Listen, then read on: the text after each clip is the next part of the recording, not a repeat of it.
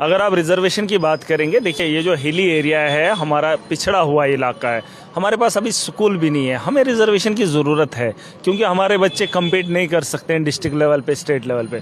होना चाहिए रिजर्वेशन, इसमें किसी को एतराज़ करने की ज़रूरत नहीं है। और दूसरी बात, जैसे शहरों के अंदर बच्चों के लिए बेहतर स्कूल हैं, तो रिजर्वेशन पॉलिसी में जो रिव्यू करने के लिए जा रहे हैं उन लोगों को सोच समझ कर फैसला करना होगा, क्योंकि रिजर्वेशन बड़ा मैटर करता है। और ख़ास करके आरबीए कैटेगरी के लोग हों या हिली एरियाज़ के हों, बॉर्डर एरियाज़ के लोग हों।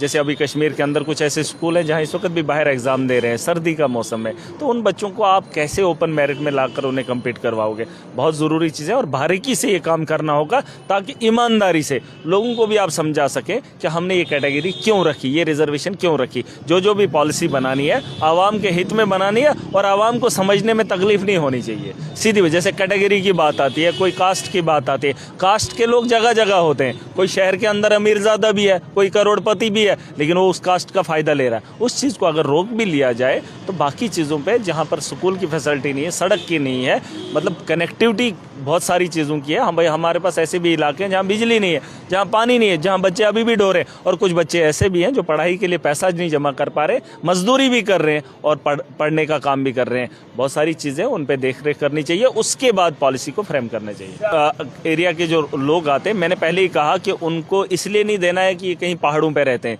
देखिए, अगर हमारा ही वो डिस्ट्रिक्ट डोडा ही मतलब स्टेट का वो जो दिल होता है या वहीं पे ज़्यादा लोग बसते, तो फिर वहाँ पे आरबीआई की ज़रूरत नहीं है। आरबीआई की ज़रूरत वहाँ इसलिए है कि इसलिए नहीं कि पहाड़ है, इसलिए है वहाँ स्कूलों की कमी है। वो बैकवर्ड एरिया है, वहाँ आज भी लोग पानी से जूझ रहे हैं, बिजली से परेशान हैं। शहरों के अंदर इन चीज़ों की कमी नहीं है। वहाँ एक हॉस्पिटल कहीं किस्मत से मिलता है, कोई एक डॉक्टर किस्मत से मिलता है घंटों सफ़र करने के बाद, इसलिए बैकवर्ड है। इसलिए नहीं है कि उस ज़मीन पे अगर इन्होंने काम किया होता वो बैकवर्ड नहीं होता है। हमें उसकी रिजर्वेशन की ज़रूरत नहीं होती।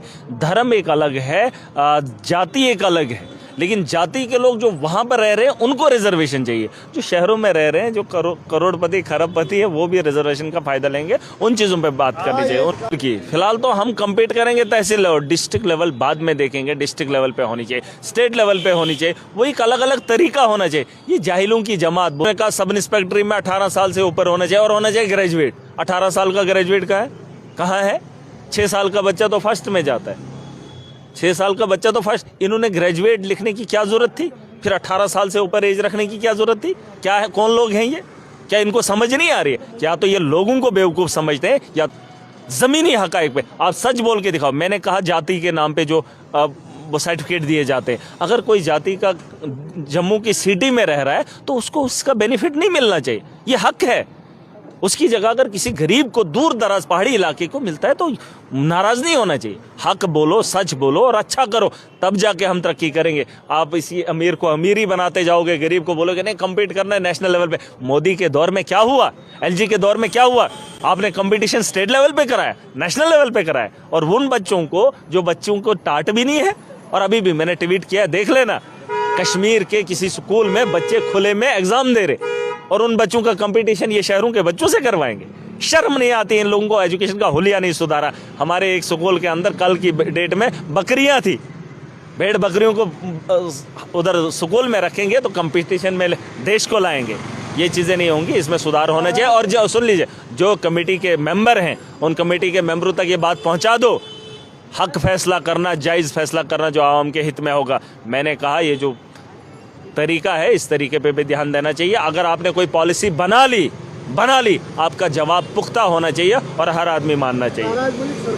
हम तो पूरी ताकत से लड़ेंगे। मैंने तो पहले ही जाते जाते जिस दिन असेंबली में मौका मिला था हमने कहा था डिस्ट्रिक्ट लेवल पे जो है पोस्टें होनी चाहिए, कंपटीशन वहाँ पे हो सकता है। आप उसको उठा के दिल्ली के या किसी और बाहर के हरियाणा के बच्चे से कंपटीशन करवाएंगे, वो नहीं हो सकता है। देश से कंपटीशन हम लोग अभी करने के अहल नहीं है, क्योंकि हमारे स्कूलों का हुलिया अभी वैसा नहीं। कंपटीशन कुश्ती का हो तो मेरे गाँव के बच्चे से अखाड़े में किसी को भी लाओ, खेल का मैदान हो किसी को भी अखाड़े में ला कर दिखाओ। ग्राउंड भी नहीं है लेकिन फिर भी खेलने का हुनर रखते हैं। लेकिन अगर एजुकेशन की बात आती है, एजुकेशन की फैसिलिटी मेरे इलाके पहाड़ों में नहीं है और उनका रिजर्वेशन से उनसे इख्तियारात वो नहीं छीनने चाहिए। मंत्रालय में कुछ लोग हैं, सरकार में कुछ लोग हैं, हमारी पॉलिसी बनी हुई है, हमारा एक रेजोल्यूशन बना है, पूरी ताकत के साथ जाएंगे, उस पर बहस भी होगी और उस पर मुझे उम्मीद है उसे जो है ठीक किया जाएगा। एजुकेशन और हेल्थ को लेकर जितना हमसे हो सकेगा बेहतर पॉलिसी लाएंगे और मुझे सरकार से पूरी उम्मीद है कि उस पर काम करेंगे। और हम सरकार को नीचा दिखाने के लिए नहीं, सरकार से स्टेट के बेहतरी के लिए चाहेंगे और यहाँ के नौजवानों की बेहतरी के बारे में भी बात होगी। असेंबली का सेशन होगा, बजट का सेशन खुलेगा और बजट पे जिस दिन बहस होगी, मैं राज जम्मू कश्मीर की आवाम की और नौजवानों की नुमाइंदगी करेगा।